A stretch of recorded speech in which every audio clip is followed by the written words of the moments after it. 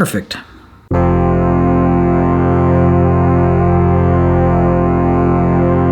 More than any other personality trait I have, I hate my perfectionism. It's not fear of failure. It's fear of not being great. Fear of being average. And there's nothing wrong with being average. And in fact, accepting being average would be really nice. It robs me of feeling free of worry, just doing stuff. Because of perfectionism, to this day, I have never written more than a few pages of a screenplay or a book, and I quit. Been comfortable cooking, been a good sleeper, been able to read as many books as I'd like to, been able to enjoy small talk or most talk with people that I don't know very well. Hey, how about that weather we're having? Oh my God, I don't know you, get away, get away. Been a good dresser, not like a dresser, which I've also not been good at, but you know, a dresser. Always hated shopping for clothes, probably because I'm worried about buying the perfect clothes. Gotten a tattoo until a few years ago when I got this one. It's the only one I've got, and I'd like to get more, but I can't decide what to get. Also, never learned how to draw better than a kindergartner. I drew this. And I've never joined a gym in my entire life until a few weeks ago. I'm going to work on that this year. And I've never been 100% content with anything that I've made. And I've never been unaware of all of these perceived shortcomings and many more. In short,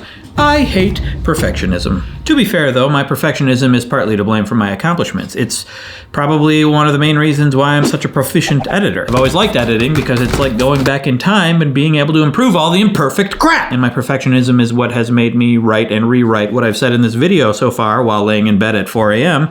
And so far, I think it's pretty good. Except that I just said so far twice. Idiot! But the most successful thing in my life, this YouTube channel, was made out of a rejection of perfectionism. I always wanted to be a filmmaker. I learned production in college, and I learned about film history, and I developed all these heroes that I wanted to emulate and all these goals about achieving greatness in cinema. Then I found myself at 27 years old having really done nothing because the stars never perfectly aligned for me to be ready to feel like it's time to make the movie. Perfect movie. So then something clicked and I was able to say, screw it. I grabbed a crappy camera and I set it up on my desk and pointed it at me with the overexposed windows behind me, even though I knew that was the wrong thing to do. I took the day off of work today so I could surround myself in this heavenly glow. But I didn't want to worry about setting stuff up and being perfect, so I just said stuff off the top of my head and I just made what I made. I didn't even have a tripod. But the point was to eliminate all the barriers between me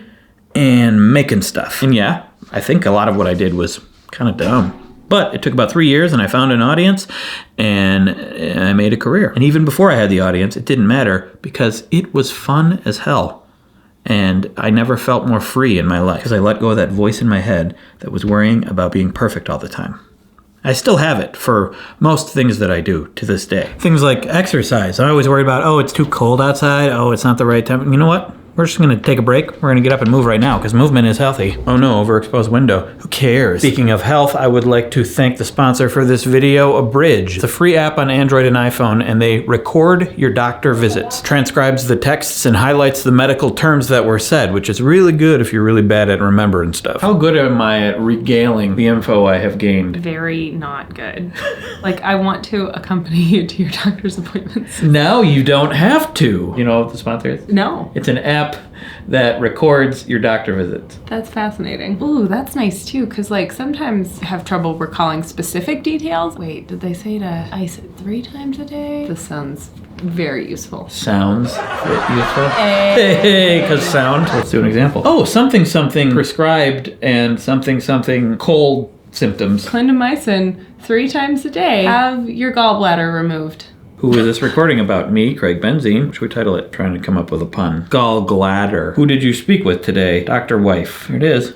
Well, Something prescribed and something cold symptoms. clindamycin 3 times a day. Have your gallbladder removed. So Abridge lets you just talk to your doctor and not have to worry about note-taking and remembering everything, so you can just be present and focus on what matters. And you'll have a record of your health history the next time you visit the doctor. You can download the app by clicking on the link in the description. It's free! Now, to the big list. Why perfectionism will destroy you and everything you love. 1. Nothing is perfect. It's an unattainable goal, so you will always be unsatisfied. You'll always be wanting more, better. You'll want some specific idea of what perfection is, even though nothing is perfect and it's hard to define. Quality is subjective, and everything is always going to be changing, and you're going to be changing. Think of someone who is perfect. Someone who has never done anything that is unliked by anyone. That person doesn't exist. I know there are many of you who are probably simultaneously saying, Beyonce? Well, I found these articles, so not perfect. Keanu? These movies. But it's all a matter of opinion. And it always will be. Number 2, it prevents starting. You're usually going to suck at something when you first start, and your perfectionist mind is not going to like that. So you probably won't start. I'm constantly coming up with ideas for movies and playing the plot in my head over and over, and then I find inconsistencies, and then I can never come up with a whole plot that makes any sense, so I never start writing. Even though, in my experience, and from what I hear from everyone else, most of the time you discover through the act of writing, through the process. You don't have it all in your head before you start. Yet, here I am. Maybe I'm afraid I'll get too far into the script, and then eventually my perfectionism will tell me that it sucks, and then I will have wasted all that time, even though I wouldn't have wasted that time because it would have been practice. I think I'm mostly making this video just to convince myself to write a screenplay. Anyway, 3, it prevents practice. They don't say perfectionism makes perfect. They say practice makes perfect, even though that's an imperfect statement because nothing is perfect. Sometimes people are naturally gifted at something, or they are so perfectionist that their deep focus and research and hard work can end up making them make something amazing on the first try. But that's unlikely. But even if you finish writing your first book, and it truly is perfect, or nearly perfect, nothing is perfect, and what does perfect even mean? It's not likely that people are going to read it because no one knows you as that person who writes things, and you don't have any connections in the industry or any experience marketing yourself. But if you make a bunch of crap over and over and over again, people will know you as that person who makes that crap, makes connections, and is a self-promoting genius, and eventually, through all that practice, you may actually make the perfect book. Or nearly perfect. Nothing's perfect. And what does perfect even mean? Number 4, it prevents finishing. You heard of Michael Cimino, the director of The Deer Hunter? Robert De Niro film about the Vietnam War that was loved by many. It won Best Picture at the Oscars. And then his follow-up movie, Heaven's Gate, was an over-budget, overblown mess.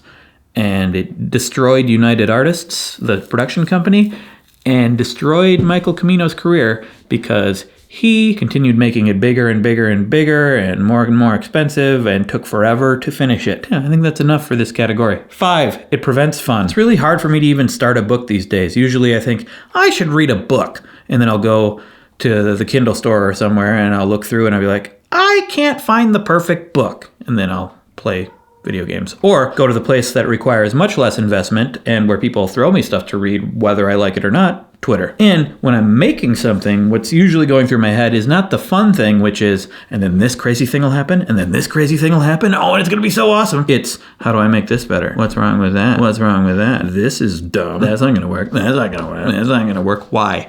Why do I do this? The result is almost always better when I'm having fun. And even if it's not, fun is fun. And I want to have more of it, which would lead to me making more things, which would lead to more practice, which would lead to me probably getting better. 6, it creates anxiety. I lay in bed worrying about my next project. I run through scenarios in my head about how to make it better. I get ideas that are too big and I don't have enough time to do them, or I make compromises to meet a deadline. I race the clock. I analyze what I could have done better. So I always feel like I'm not doing as good as I could have, and my time is always filled up, no matter how much time there is. If I ever do get a chance to relax, I'm usually thinking about what I should be doing instead.